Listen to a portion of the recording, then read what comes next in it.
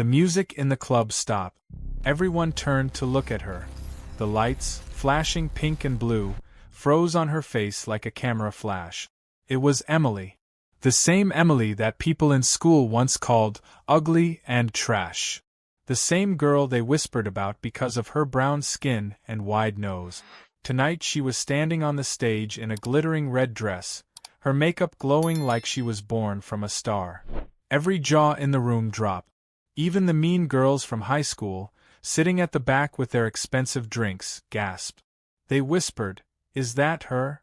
Emily's hands shook as she held the microphone. This was the big reveal. Her first makeup masterclass tour, and it was sold out. Everyone from her past, the bullies, the doubters, even some teachers, was there. She took a deep breath and smiled, but inside she could still hear the voices from years ago telling her she was ugly. She leaned closer to the mic. "Some of you know me. Some of you don't. But all of you have seen my face before." She turned sideways so the spotlight showed her perfect contour, her flawless eyeshadow, her bold red lips. Murmurs filled the air. She looked like a celebrity. Then, just as she was about to speak again, a voice from the crowd shouted, "You're still that ugly girl underneath." Everyone gasped. Cameras clicked. The music DJ froze. Emily's heart pounded like a drum.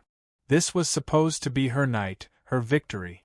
But suddenly, everything she had built felt like it was falling apart. And that was when she saw him. Jacob, her first crush, the boy who once laughed when someone called her gorilla. He was standing near the front, staring at her with a strange expression. Not shame. Not anger.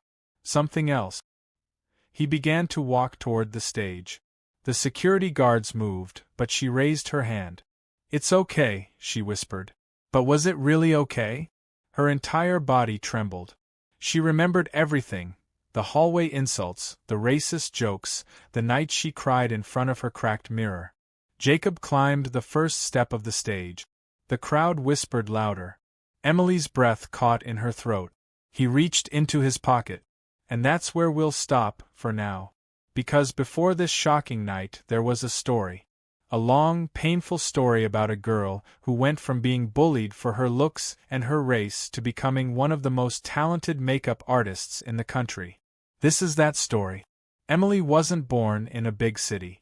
She grew up in a small town in Ohio, where her brown skin stood out in a sea of pale faces. Her mom worked double shifts at a diner, and her dad drove trucks across the state. Emily loved drawing more than anything. She would sit for hours sketching faces in her notebook. But school was a battlefield. By the time she was 9, the other kids had already decided she was different. They made jokes about her nose, her lips, her hair. At first, she thought if she dressed better or got good grades they'd stop. But it didn't.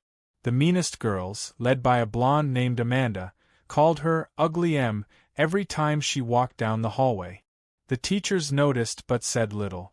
"Ignore them," one teacher whispered once. But ignoring didn't help when Amanda and her friends stuck notes to Emily's locker with drawings of monkeys and the words, "Go back where you came from." One day, in 7th grade, it got so bad she locked herself in the bathroom. She stared at her reflection under the harsh school light. Her skin was dry. Her eyes were red from crying. "I'm not ugly," she whispered. But a small voice inside asked, "Then why does everyone say you are?" At home, things weren't much better. Her parents were exhausted from work. Her mom would tell her, "Don't mind them, baby. You're beautiful." But Emily didn't believe it. She started wearing hoodies that covered her face.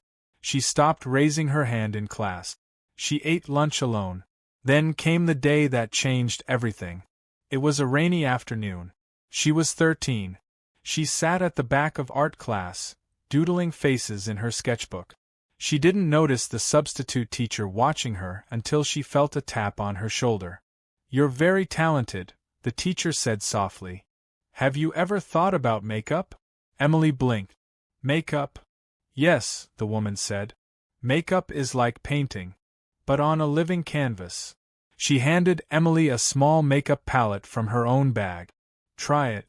You might be surprised." Emily stared at the palette like it was a secret treasure. When she got home, she locked her door and opened it carefully. The colors were bright, pinks, browns, blues. She touched the soft powder and then, trembling, brushed it on her eyelids. It wasn't perfect. It was smudged. But for the first time in years, she saw a glimmer of someone else in the mirror. Someone not broken. Someone with power. From then on, makeup became her escape. She watched hours of tutorials online. She practiced on herself, on her cousins, even on her mom when she was tired after work. She learned to contour her nose, highlight her cheekbones, blend her foundation until it looked like silk. But school didn't magically get better. In fact, the bullying worsened. Amanda saw her wearing lipstick one day and sneered, "Trying to hide your face, ugly Em?" The boys laughed. One of them, Jacob, looked guilty but said nothing. Emily pushed on.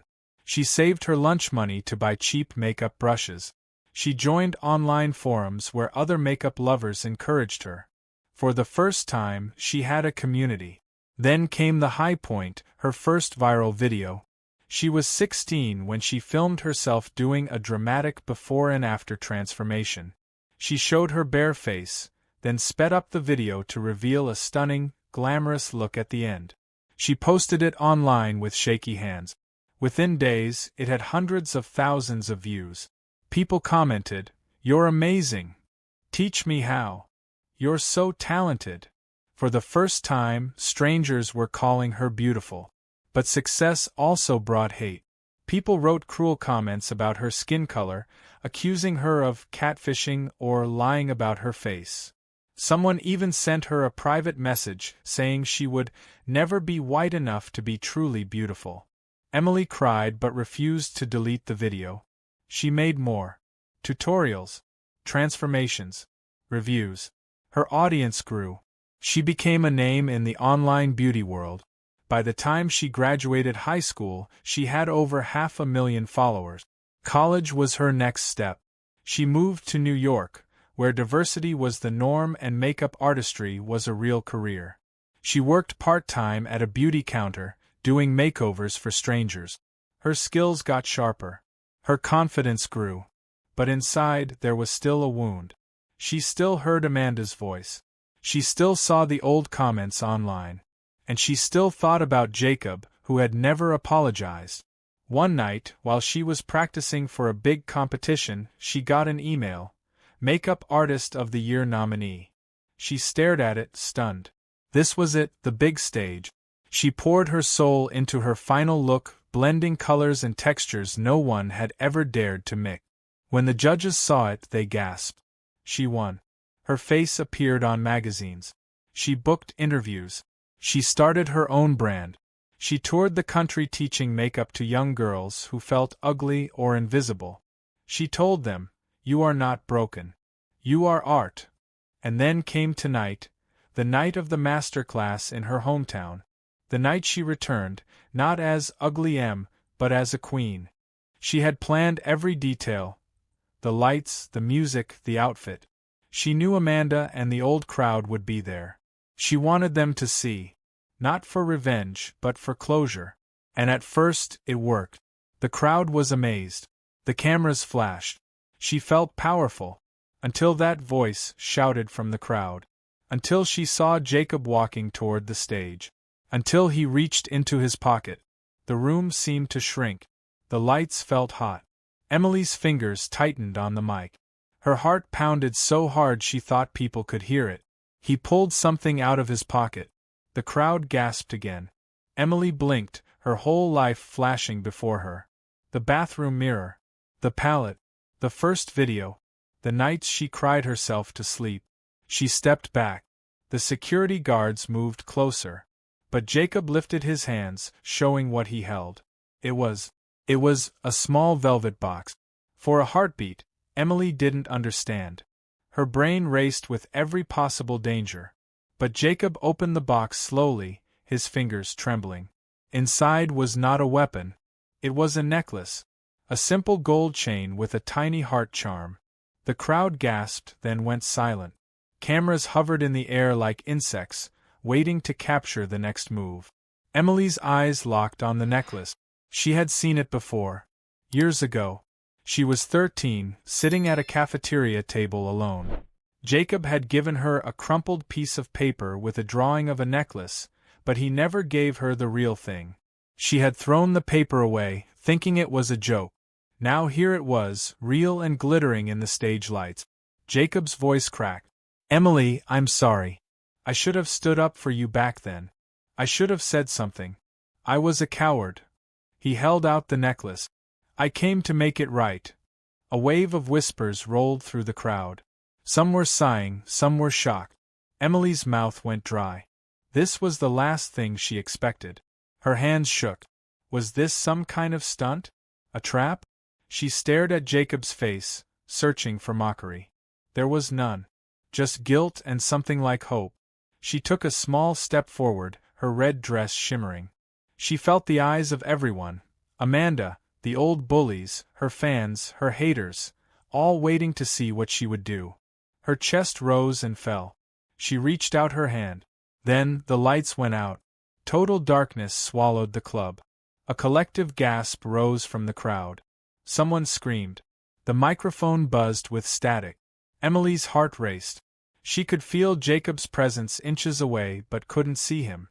"Stay calm," a security guard yelled. But panic was spreading. People fumbled for their phones, the glow of screens flickering like fireflies. Then a loud crash. Glass breaking. Another scream. Emily's instincts flared. This wasn't just a power outage. Something was happening. In the chaos, someone grabbed her arm. "Emily, come on." It was Jacob. His grip was firm but not rough. "We have to get off the stage." She stumbled after him, blinded by the dark. The velvet box slipped from his other hand and fell somewhere on the stage with a faint metallic clink. She heard people shoving, chairs scraping, security shouting. The smell of smoke drifted through the air. Jacob guided her behind the curtain and down a narrow hallway. Emergency lights glowed faint red. "What's happening?" she gasped. "I don't know," Jacob said, voice tight. "But we're not safe up there."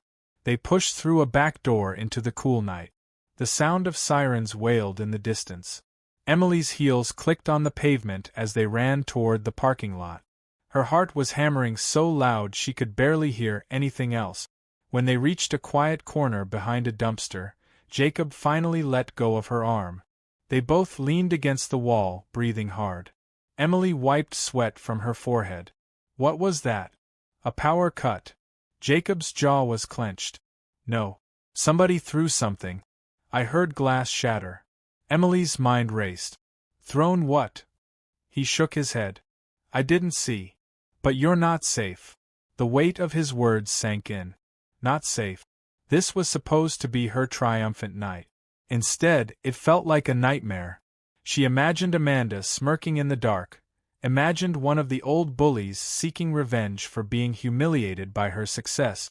Or worse, some stranger from online who had sent her hate messages, now in real life. Jacob touched her shoulder gently. We need to get you somewhere safe. My car's around the corner.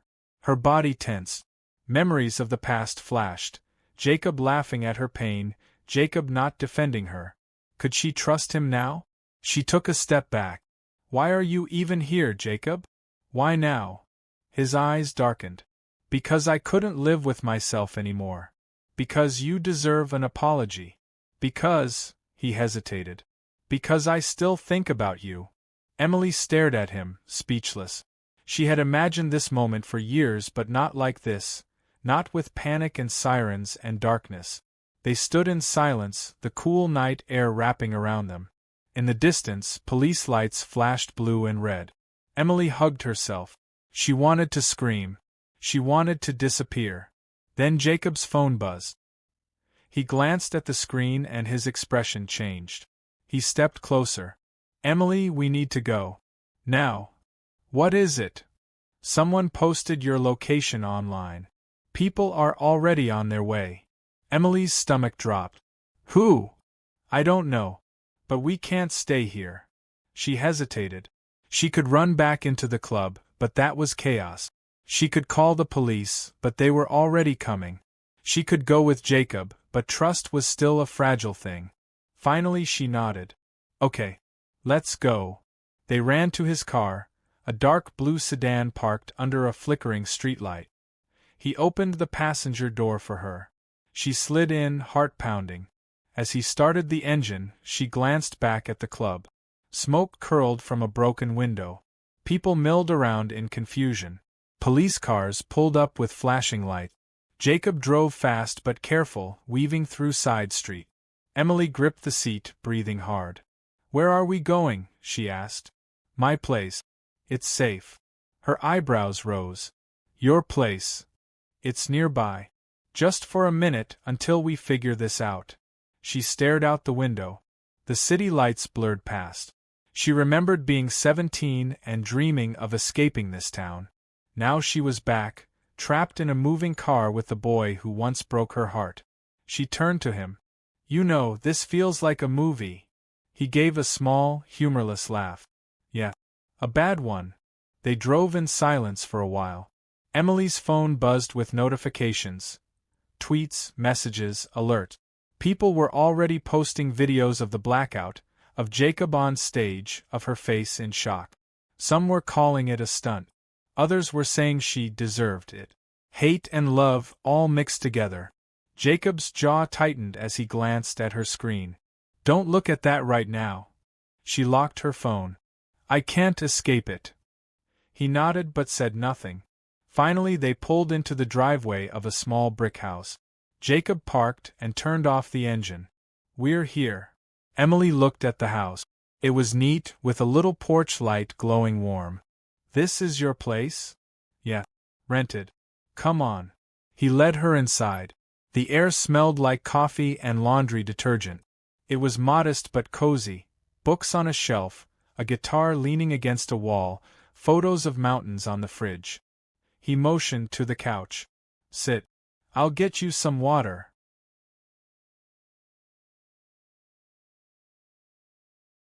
Emily sat, her red dress crinkling under her. She kicked off her heels and rubbed her sore feet. Her mind was spinning.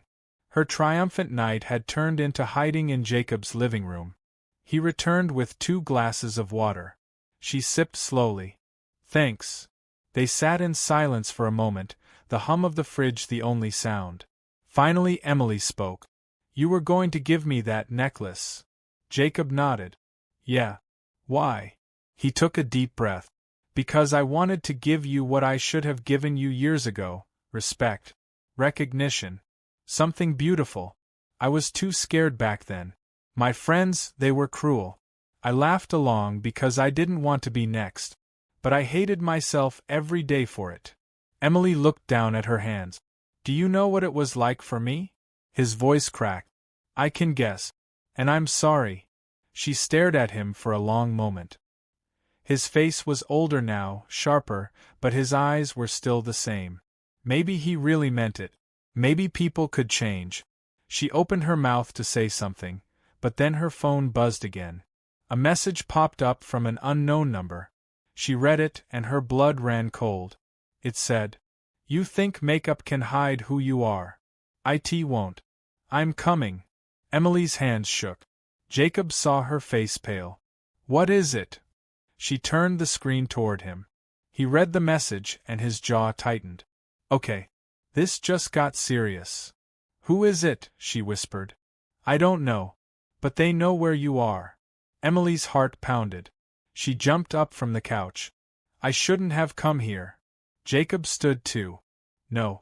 It's better you're here. We can call the police.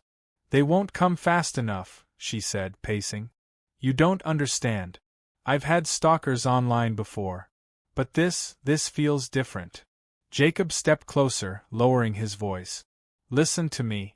I won't let anything happen to you. She looked at him, eyes wide. Why do you care? Because I should have cared a long time ago. They stood facing each other, the tension thick. The night outside was quiet but heavy, like a storm waiting to break. Then, bang. A loud sound from the back of the house. Like something falling or a door slamming. Emily froze. What was that? Jacob's eyes darted to the hallway. Stay here, he whispered. No, she hissed. Don't leave me. Another sound. A creak, slow and deliberate. Someone was in the house. Jacob's face hardened. He moved toward a drawer and pulled out something small and black. A pepper spray can. He held it tightly. Emily's pulse thundered in her ears. She grabbed her phone, ready to dial 911, but her fingers trembled so badly she dropped it on the couch. A shadow flickered in the hallway. A silhouette. Tall. Unfamiliar. Jacob raised the pepper spray. Who's there? No answer. Just another creak. Emily's breath came in short gasps. She felt like she was back in middle school, cornered, helpless. But she wasn't the same girl anymore. She had built herself into someone strong. Someone brave. She clenched her fists. The shadow moved closer. Jacob took a step forward. Stop right there, he shouted. The figure stepped into the living room light. Emily's eyes widened. Her jaw dropped. She knew that face. It was Amanda. Emily's breath caught in her throat. Amanda, the queen of her nightmares, the girl who led the bullying in middle school, the one who stuck monkey pictures on her locker, was standing in Jacob's living room. Her hair was longer now, dyed jet black, her makeup heavy. She wore a leather jacket and ripped jeans. But her eyes, cold and sharp, were the same.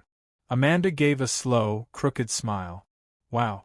The famous Emily Parker. All grown up. All glammed up. I almost didn't recognize you. Jacob's arm shot out in front of Emily. How did you get in here? Amanda tilted her head. Back door wasn't locked. Lucky me. She stepped further into the light, her boots tapping softly on the hardwood floor. Relax. I'm not here to hurt anyone. Emily's heart pounded. Then why are you here? Amanda shrugged. Because I needed to see for myself. I needed to see if the little ugly duckling actually became a swan. And you did. Congratulations. Jacob's pepper spray didn't waver. Get out.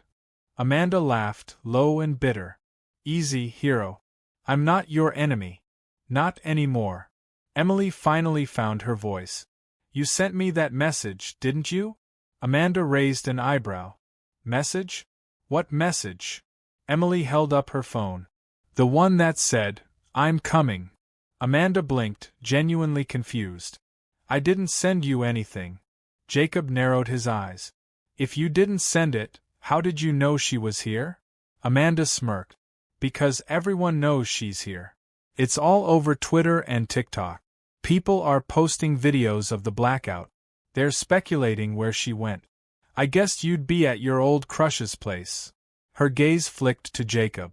Some things never change. Emily's stomach churned. If you're not here to hurt me, why break into the house? Amanda's smile faltered. Because I needed to tell you something. Before it's too late. Silence fell heavy in the room. Jacob's grip on the pepper spray loosened slightly. Tell her what? Amanda looked directly at Emily. Somebody's after you. Not me. Someone worse. Emily's skin prickled. What are you talking about? Amanda shifted her weight, her tone suddenly serious. You've made enemies online. Big ones. People who don't like seeing someone like you succeed. People who think makeup is a lie. They're planning something. Emily's throat tightened. How do you know? Amanda's voice dropped. Because one of them contacted me. They thought I still hated you. They wanted my help. They offered me money. Jacob stepped forward. Who? Amanda glanced toward the window, as if someone could be watching. I don't know his real name. He goes by the Purist. Online, he's been posting about exposing fake beauty and ending liars. He's obsessed with you. Emily's stomach dropped. She had seen that username before in her comments. Always insulting, always posting hateful things. She had blocked him months ago. Amanda continued, I said no. I'm not that person anymore. But when I heard about tonight's masterclass, I figured he might show up. And then the blackout happened. And now, she gestured at Emily's phone. The messages. Emily sat down hard on the couch. Her world tilted. The girl who had once been her tormentor was now warning her of a stalker. It felt surreal. Jacob lowered the pepper spray but didn't put it down. "We should call the police." Amanda snorted. "And tell them what? That some anonymous troll is after her? They won't care until it's too late." Emily buried her face in her hands. "I just wanted to show people they could be beautiful. I didn't ask for any of this." Amanda's voice softened. "I know." She hesitated, then added, "And I'm sorry. For everything." Emily looked up, startled. Amanda's eyes were wet. "I was cruel because I hated myself. My parents were a mess. I took it out on you. I can't undo it, but I'm sorry." For a moment, silence hung heavy. Emily saw flashes of the bathroom mirror, the locker notes, the taunt.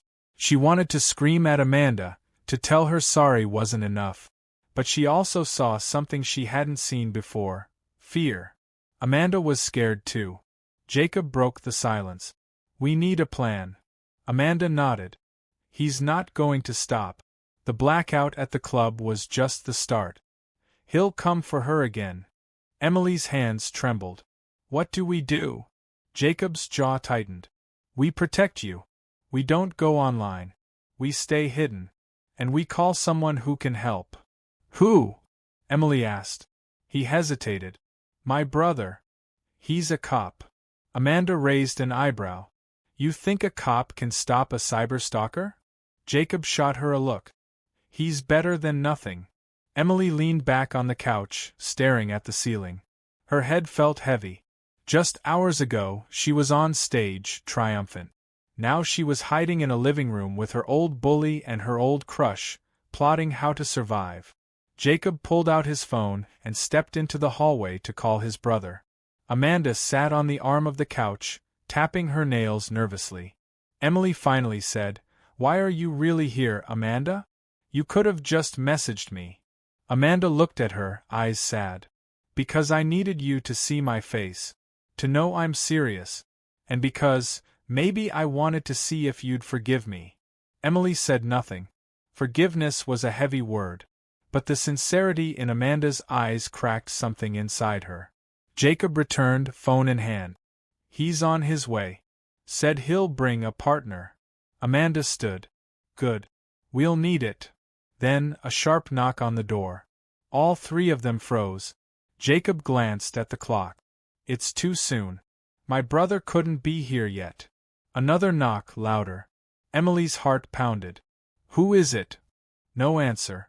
Jacob motioned them toward the kitchen. "Stay there." He walked slowly to the door, pepper spray in hand. "Who's there?" Silence. Amanda whispered, "This is bad." Emily clutched her phone. Her palms were slick with sweat. She could hear her own breathing. Jacob reached for the doorknob. "Wait!" Emily hissed. But it was too late. He pulled it open a crack. A folded piece of paper slid through the gap and fluttered to the floor. Jacob slammed the door shut, locked it, and picked up the paper. His hands shook as he unfolded it. Emily and Amanda crowded close. The paper had a single line of text, printed in block letters. "Makeup can't hide fear. See you soon." Emily's stomach lurched. Amanda swore under her breath. Jacob crumpled the paper. "We're leaving," he said. "Now." Amanda nodded. "Where?" "My brother's station. Safer than here." They grabbed their things. Emily slipped her phone into her purse, her hands still trembling. Amanda pulled a hood over her head. Jacob checked the windows, then led them out the back door into the night. The street was quiet but eerie. A car idled at the end of the block, its headlights off. Emily noticed it and froze. "Jacob," she whispered. "Look." He followed her gaze. The car's engine hummed softly. A figure sat inside, face hidden in shadow. Jacob's hand tightened on the pepper spray. "Get in my car. Now." They hurried to his sedan and climbed in. He started the engine and pulled out fast. The idling car at the end of the block flicked on its headlights and began to follow. Emily's heart pounded so loud it drowned out the engine noise. "He's following us," she whispered. "I know," Jacob said, eyes on the mirror. Amanda twisted in her seat to look. Black SUV. Tinted windows. Jacob accelerated. The SUV matched their speed. Emily gripped the seatbelt, her knuckles white. Jacob turned sharply onto a side street. The SUV followed. Amanda muttered, "He's not even hiding it." Emily's phone buzzed.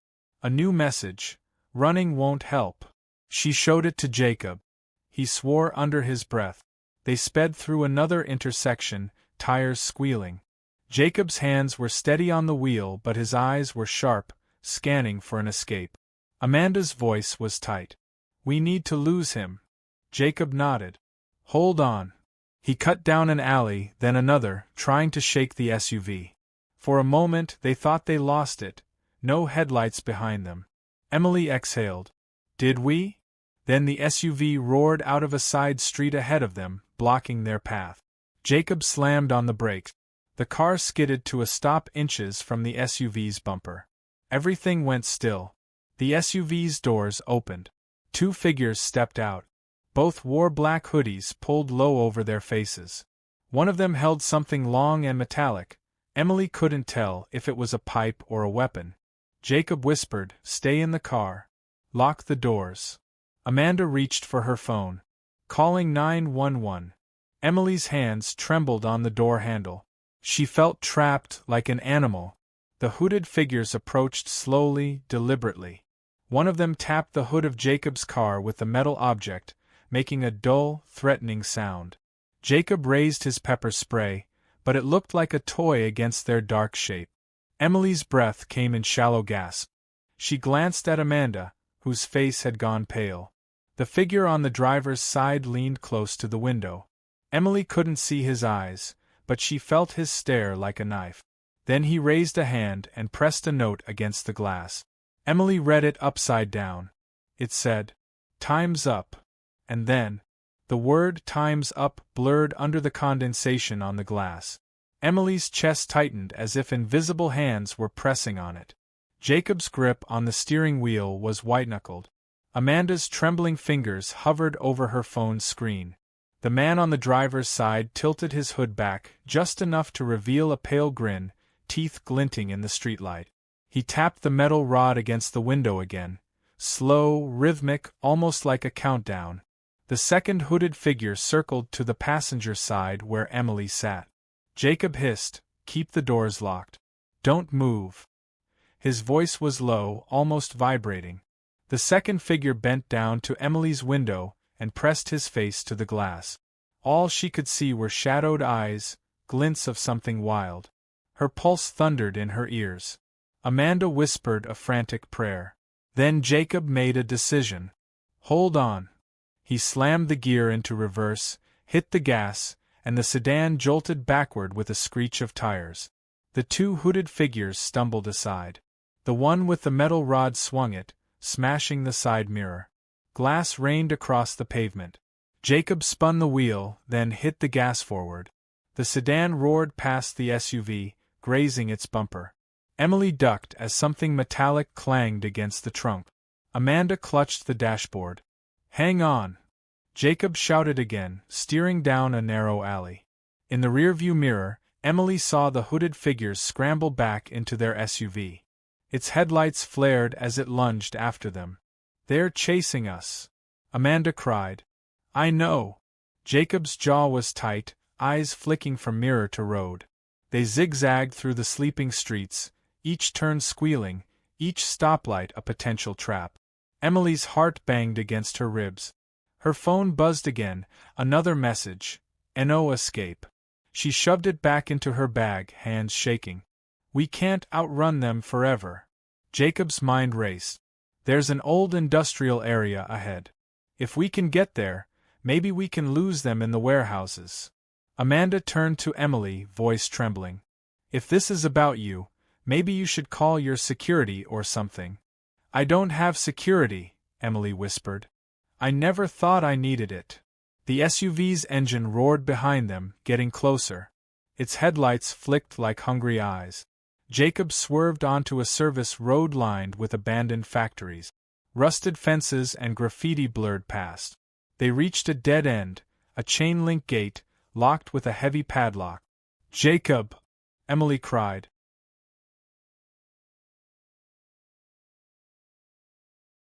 He slammed the brakes. The sedan skidded to a stop inches from the gate. Dust swirled around them. Behind them, the SUV screeched to a halt, blocking the exit. They were trapped. Amanda's face went white. "We're done." Jacob looked around wildly. "No. There's got to be a way out." The SUV's doors opened again. The hooded figures stepped out, slower this time, deliberate. One of them lifted his hood all the way back. Emily caught a glimpse of his face, gaunt, pale, eyes burning with fanatic light. It was the same face from an old profile picture she'd seen under hateful comments. The purist. Emily's stomach dropped. "It's him," she whispered. "The purist." Amanda's fingers dug into her seat. "What does he want?" Jacob didn't answer. He grabbed his phone, trying to dial, but there was no signal here. Just an empty, no service icon. The purist raised the metal rod, pointing at the sedan like a spear. Then he began to walk forward. Jacob shoved the gear into reverse, trying to back up, but the SUV blocked them completely. Amanda whispered, "We're going to die." "No," Emily said softly, surprising herself. "We're not." She had lived her whole life letting people define her, crush her, call her ugly. She wasn't going to let this man finish what they started. Her eyes burned with a strange, fierce light. Jacob glanced at her. "Emily?" She opened her bag and pulled out a canister of setting spray, the kind she used to lock makeup in place for hours. "Do you know what's in this?" she whispered. "Alcohol. A lot." Amanda blinked. "You're not serious." "I'm very serious." She cracked the window just a little. The purist was now steps away, the other hooded figure circling the car. Emily took a deep breath, then sprayed a mist out of the window, aiming for his eyes. He screamed, staggering back, clutching his face. The alcohol burned. The second figure lunged at the car, pounding the roof with fists. Jacob seized the moment. He threw the car into drive, spun the wheel hard, and rammed the sedan into the chain-link gate. The metal screeched but bent. He reversed and rammed it again. The padlock snapped, and the gate swung open just enough. "Hold on!" Jacob yelled, flooring the gas. The sedan burst through the opening, tearing the gate off its hinges. Behind them, the purist roared in rage. The SUV's engine revved. They were free, but the chase wasn't over. They sped into the maze of warehouses, tires squealing on cracked pavement. The SUV followed, its headlights slicing through the dark. Jacob's knuckles were white on the wheel. "We can't keep doing this," he muttered. "We need to end it." "How?" Amanda cried. "He's insane." Emily's mind whirled.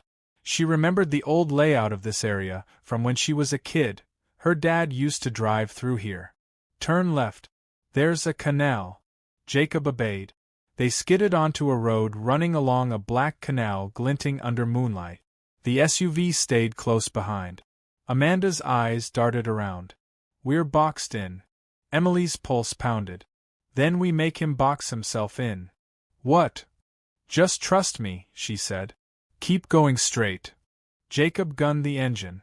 Ahead, the road narrowed into a bridge barely wide enough for one car.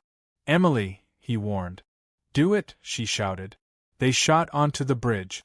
Behind them, the SUV tried to follow but clipped the railing. Sparks flew. It swerved but stayed on course. On the other side of the bridge, Jacob swerved hard into a side alley, hiding the sedan behind a stack of shipping containers. He killed the engine and lights. "Everyone quiet," he whispered. They held their breath. The SUV roared past the alley, not seeing them. Its headlights disappeared into the dark. Silence. Emily exhaled shakily. "We lost them." Amanda slumped against the seat. "I think I'm going to be sick." Jacob wiped sweat from his brow. "We can't go home. We can't go to my brother. We have to think." Emily stared out the window. Her hands trembled but her eyes were steady. "He won't stop. He's obsessed." Amanda whispered, "Why you? Why this much hate?" Emily's voice was low. Because I dared to be beautiful. Because I dared to show people they could be beautiful too. To him, that's a crime. Jacob turned to her. We're not running anymore. We need evidence. We need to trap him. Amanda blinked. Trap him? Are you insane? Jacob's eyes hardened. He won't stop until he's caught. Emily thought about it. Her whole life had been running, from bullies, from shame, from fear. Maybe Jacob was right. Maybe it was time to stand. She nodded slowly. Okay. But we need a plan. They slipped out of the car and crept into the warehouse. The air smelled of rust and oil. Their footsteps echoed on the concrete floor. Inside, it was like a labyrinth, rows of stacked crates, broken machinery, and pools of shadow. They found a small office on the second floor with dusty windows. Jacob closed the door and peered out. No sign of the SUV. Amanda hugged herself. This is insane. Jacob looked at Emily. What do you need to make him come to you? Emily's mind ticked. He follows my social media. If I post something, he'll see it. Amanda's eyes widened. You're going to bait him? Emily nodded. We can't keep running. Jacob hesitated, then said, Okay. But we do it smart. We record everything. We send it to my brother in real time. Amanda muttered, This is going to get us killed. Emily's hands shook as she unlocked her phone. She opened her Livestream app. Her finger hovered over the button. This was it. The moment she stopped being prey and became bait. She hit Go Live. The screen lit up. Comments flooded in instantly. Thousands of viewers who had been waiting for an update after the blackout. Emily forced her voice steady. Hey everyone. I'm safe. But there's something you need to know. There's someone out there who's been stalking me. Tonight, he tried to attack me. I'm not hiding anymore. Comments exploded. What happened? Are you okay? Call 911. She continued. If anything happens to me, you'll see it. You'll know. Jacob positioned his phone to record from another angle. Amanda stood near the window, peeking out. Minutes passed. No sign of the SUV. Then, faint at first, a low rumble of an engine. Headlights flickering through the cracks. Amanda's voice was a whisper. He's here. Emily's heart hammered. She kept the camera steady. He's coming, she whispered to her viewers. You're going to see who he is. The SUV rolled slowly into the warehouse lot, its headlights off now. The purist had learned. He was stalking them quietly. Jacob's phone buzzed, his brother texting back, sending units. Stay put. Amanda's breath came fast. They won't get here in time. The SUV door opened. A single hooded figure stepped out. He moved with eerie calm, holding something glinting in his hand. Emily aimed her phone at him. This is him, she whispered. This is the man. He walked closer, steps echoing in the empty space. Then he spoke, his voice carrying through the warehouse. Emily, come out. Jacob whispered, stay quiet. The purist kept moving. You can't hide behind your paints and powders. You can't hide from truth. Emily's throat tightened. She held the phone like a shield. Then he stopped. If you don't come out, he called, I'll come in. And then, without warning, a second set of headlights flared at the far end of the lot. Another vehicle. Bigger. Brighter. Its engine roared like thunder. Jacob hissed, Who the hell? The purist turned, startled. The new vehicle accelerated straight toward him. Emily's heart leapt to her throat. What is happening? The vehicle, a black pickup with a reinforced grille, plowed into the SUV, smashing it sideways. The purist dove aside, rolling on the pavement. The pickup skidded to a halt, its doors flying open. Two men jumped out, faces hidden by ski masks, carrying bats. Amanda gasped. There's more of them? Emily's Livestream comments exploded. OMG, what is this? Call 911. Someone help her. Jacob grabbed Emily's arm. We have to move. Now. But before they could, one of the masked men looked up at the office window, straight at them, and raised a finger to point. Emily's blood went cold. He had seen them. For a heartbeat, no one moved. The masked man's finger stayed pointed at the dusty office window like an accusation.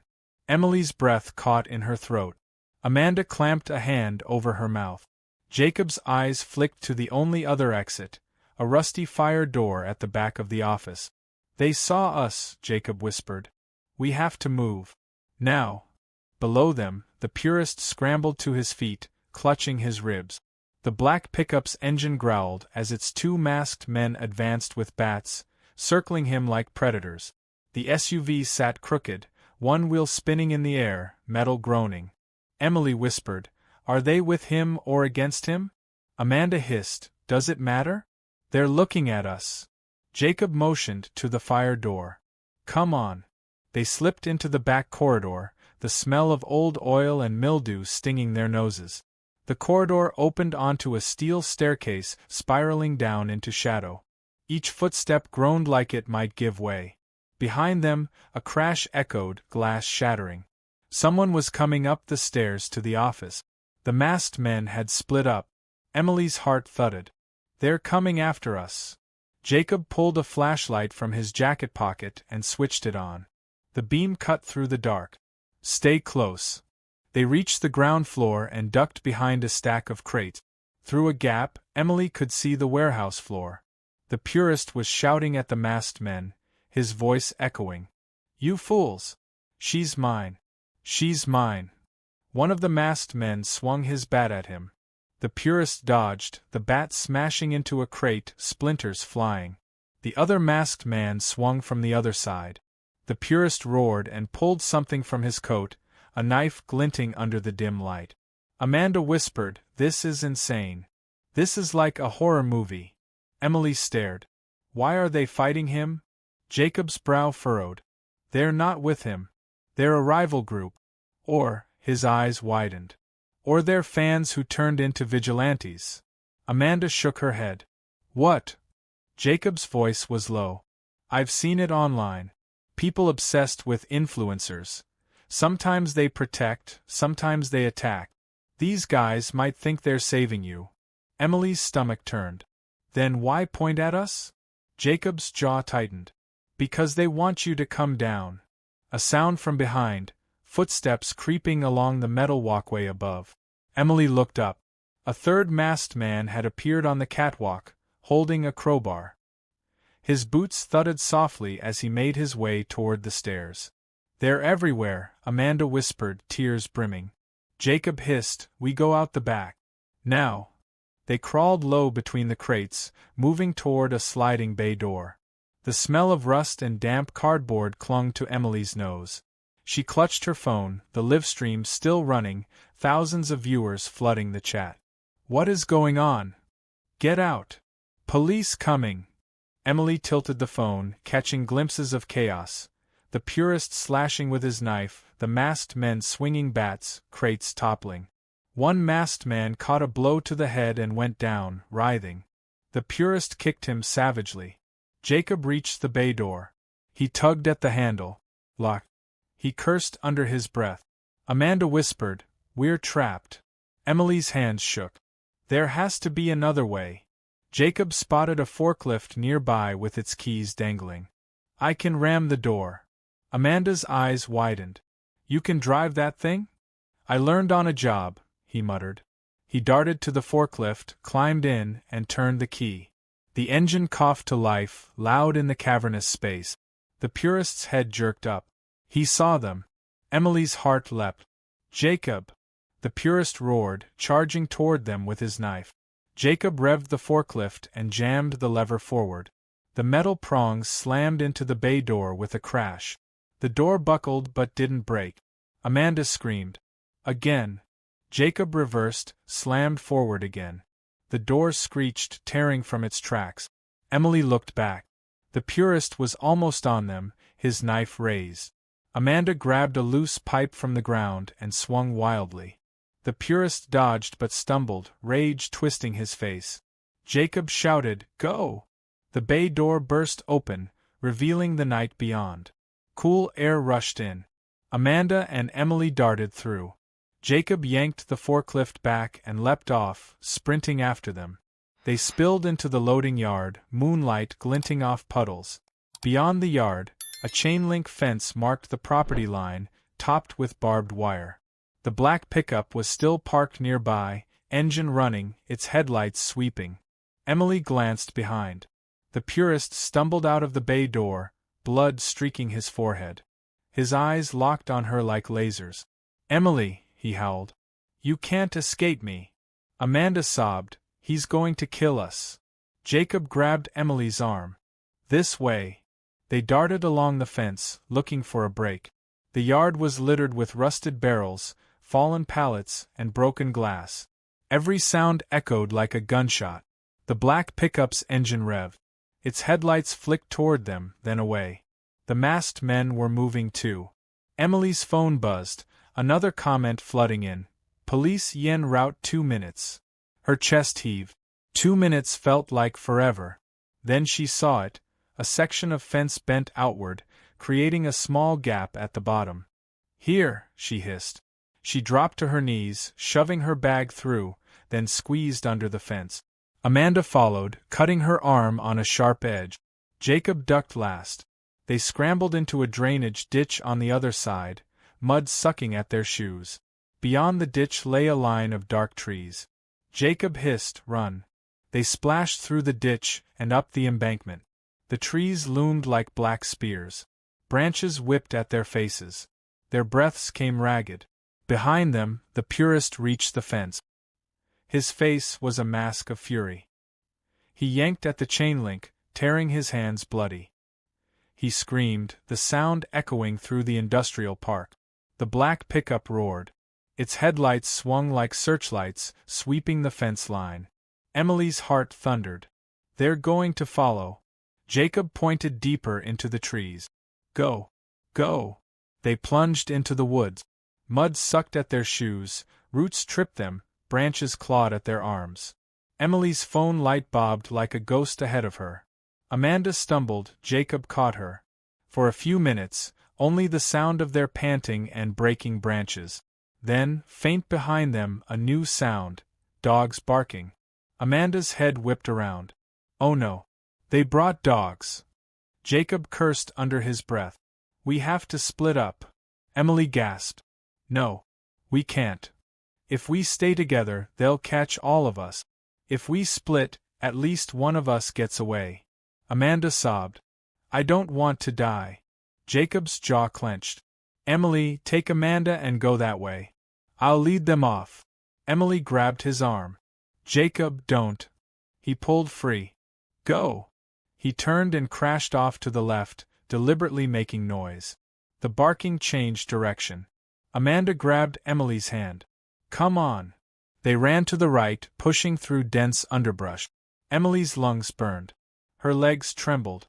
But she held Amanda's hand tight. They reached a small clearing, moonlight spilling onto a patch of wet grass.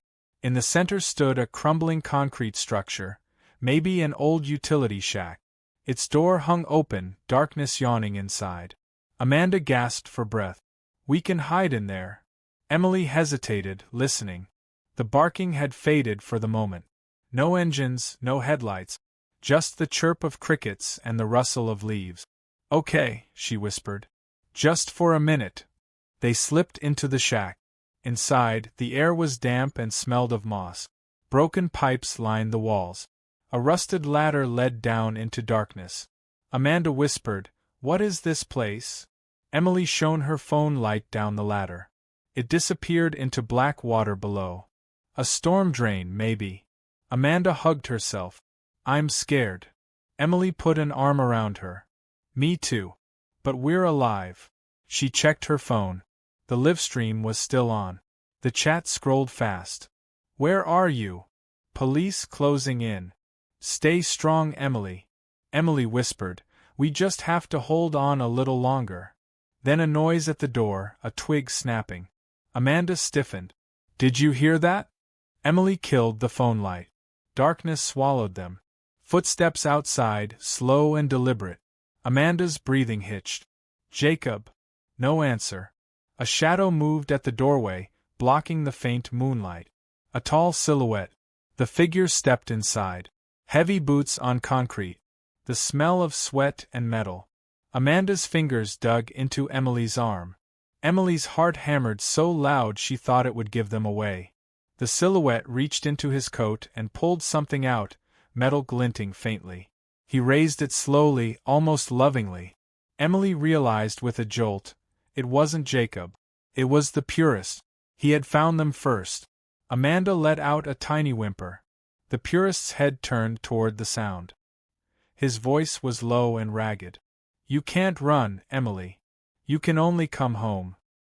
He stepped closer, the glint of the blade catching what little light there was. Emily's mind raced. Ladder to the storm drain? Too dangerous. Out the door? Blocked. Nothing but darkness and concrete. Then she remembered. The setting spray, the lighter she used to sterilize her makeup tools. Still in her bag. She moved slowly, quietly, hands sliding into the bag. Her fingers closed around the small lighter, then the spray. The purist was inches away now. Show me your real face, he whispered. No more masks. Emily's heart pounded. Amanda's eyes were wide and wet. The purist raised his knife. Emily snapped the lighter open with one hand, thumb poised. With the other, she lifted the spray. He saw the motion, eyes narrowing. What are you? Emily pressed down. A jet of mist sprayed out, catching the lighter's flame. A burst of fire roared between them. The purist screamed, stumbling back, his coat catching a lick of flame. He dropped the knife, slapping at himself. Amanda grabbed Emily's arm. Run! They bolted out of the shack, crashing through the door into the night. The purist roared behind them, still on fire, his screams echoing. They ran blind through the trees, branches tearing at their clothes.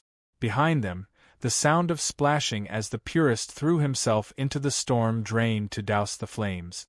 Emily's lungs burned, her vision swam. But she didn't stop. Then, up ahead, flashing red and blue lights between the trees. Amanda gasped. Police! They stumbled into a clearing where 2 squad cars were parked on a dirt road, lights spinning. Officers poured out, weapons drawn. Hands up, one shouted. Get on the ground. Emily collapsed to her knees, gasping. Amanda followed, sobbing. An officer rushed forward. Are you Emily Carter? She nodded weakly. He's coming. The purist. He's. A roar behind them. The purist erupted from the trees, drenched and smoking, knife in hand, eyes like a wild animal. The officers shouted. Drop the weapon. Drop it now. The purist didn't stop. He raised the knife and charged. Emily screamed. A gunshot cracked the night. The purist stumbled, but kept coming. Another gunshot. Then another. He fell to his knees, knife clattering to the dirt. But as he fell, he smiled. A horrible, broken smile, and his bloody hand pressed something small and black on his belt. A faint beep. Emily's eyes widened. What is that? She whispered. Then she saw it, a small blinking light on the purist's vest. Not a phone. Not a radio. Something else. A timer. The blinking light on the purist's vest flashed red, steady, ominous. Emily's breath stopped. The night, the woods, the squad cars, all of it blurred into a single pinpoint of terror. Bomb! One of the officers shouted. Everyone back! The clearing exploded into movement. Officers scrambled, shouting into radios. Amanda grabbed Emily's hand and pulled. Emily stumbled to her feet, legs weak. Move! An officer barked. Get behind the cars! They sprinted, stumbling over roots, dragging themselves behind the nearest squad car. The flashing lights painted the trees in red and blue pulses. Emily pressed her forehead to the cool metal, heart hammering. Is it real? Amanda gasped. Oh my God, is it real? I don't know, Emily whispered. I don't know. Across the clearing, 2 officers aimed their rifles at the purist. One yelled, Take your hands off it. Don't move. The purist laughed, a hoarse, broken sound. You think you've won. You think makeup makes you strong. You'll all see. Emily peeked around the squad car. The purist knelt in the dirt, blood soaking his shirt, hand hovering over the blinking light. His eyes locked on hers. "Emily," he rasped. "This is your real unveiling." His thumb twitched. One of the officers fired. The shot hit his shoulder, spinning him. He crumpled, groaning. The blinking light flickered, then went dark. Silence. For a moment, no one breathed. Then an officer in heavy armor rushed forward, kneeling by the purist, yanking wires from the vest. "It's inert," he called. "Fake." He faked it. Another officer swore under his breath. "Psychopath." Emily sagged against the car, trembling. Amanda clutched her, sobbing. "It's over. It's over." But Emily wasn't so sure. She stared at the purist lying in the dirt, eyes fluttering. Even bleeding, even broken, he stared back at her with something like triumph. "Not makeup," he whispered. "Masks." Then his eyes rolled back and he went limp. Paramedics rushed in, handcuffing him to a stretcher. Officers swarmed the area, taping off the scene, radios crackling. The woods filled with the hum of engines, the rustle of uniforms. An officer knelt by Emily. "Are you okay? Do you need medical?" She shook her head, though her body was trembling so badly she could barely speak. "We're alive," she whispered. "We're alive."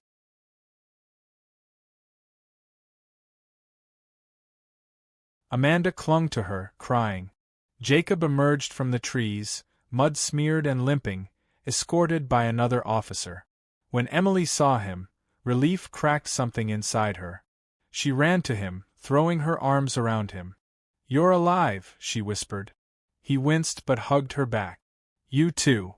He looked at the flashing lights, the swarm of officers. "It's over," he murmured. Emily wasn't sure.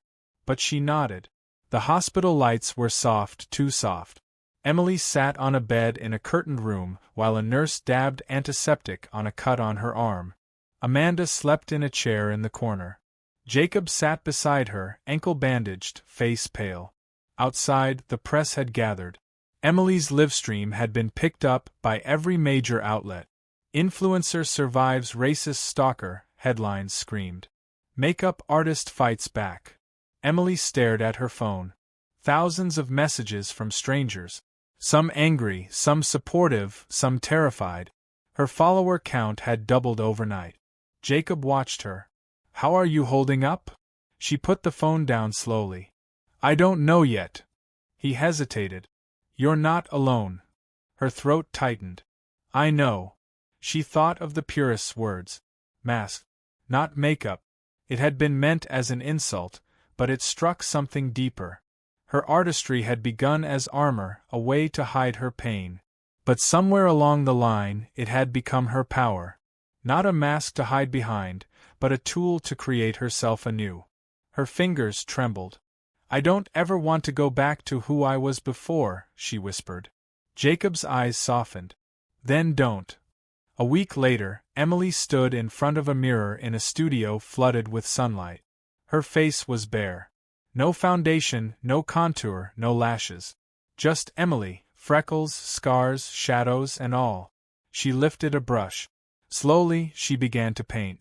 Soft strokes, blending colors, contouring light and shadow. Not to hide, but to tell a story. Her own story. Her phone sat on a tripod. She was live again, thousands watching. Comments poured in. "We love you, Emily. Stay strong. Show us how you do it." She smiled, just a little. "Hi everyone," she said. "Today, I'm not going to hide anything. Today I'm going to show you how I make art out of pain." Her hands moved with surety, mixing pigments, laying down highlights. She talked as she worked, telling them about the girl she had been. Ugly, bullied, called names, spat on. The girl who believed she'd never be seen. And the woman she became, bold, unafraid, beautiful because she said so, not because anyone else did.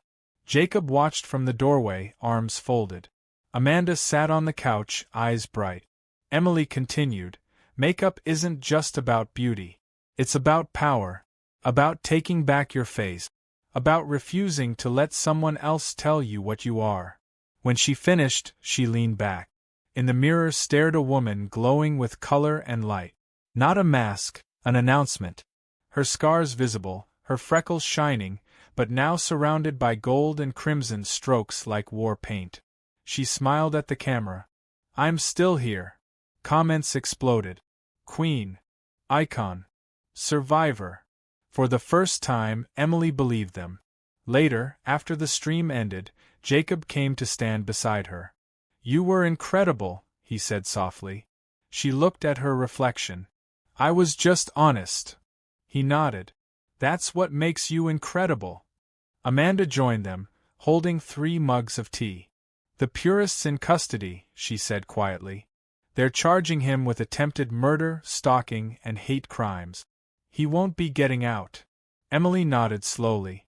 "Good." Amanda sat down. "What now?" Emily thought for a long moment. "I'm going to build something bigger than makeup tutorials," she said finally. "I'm going to teach girls how to survive. How to fight back. How to be seen." Jacob smiled. "I'll help." She looked at him, eyes glinting. "I know you will."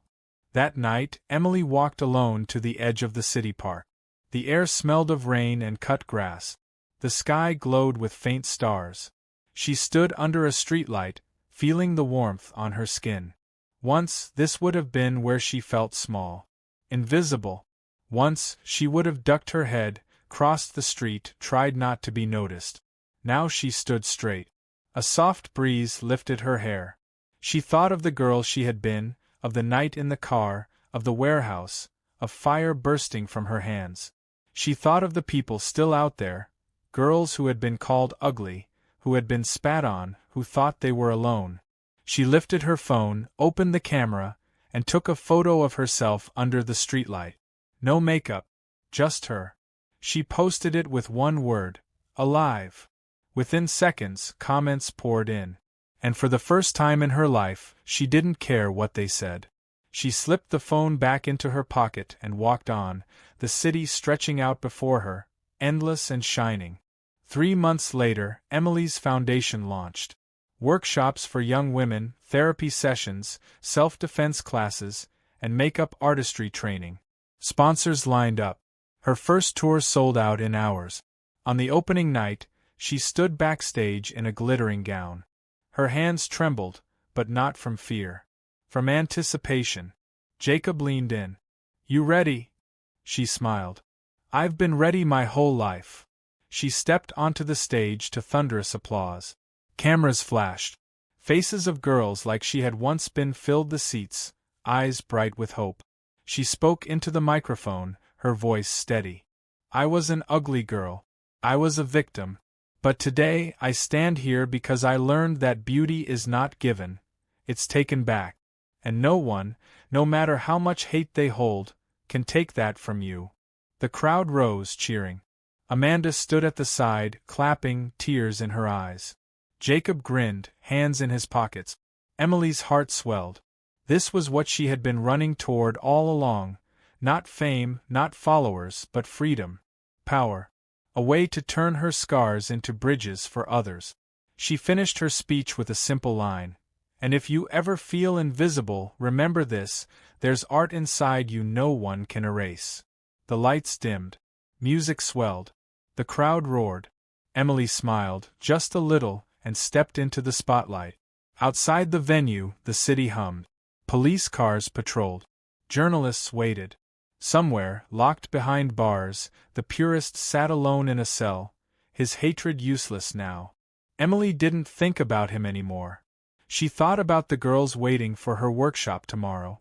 The girls who would pick up brushes or fists or microphones and fight their way into the light. She thought about the world she was going to build. And she walked out into the night beautiful, unafraid, and free. If you believe stories like this deserve to be heard, make sure you hit that subscribe button and turn on notifications, because every new video we share brings the truth to light. Don't stop here, keep watching and stand with us against racism. Thank you for watching to the end.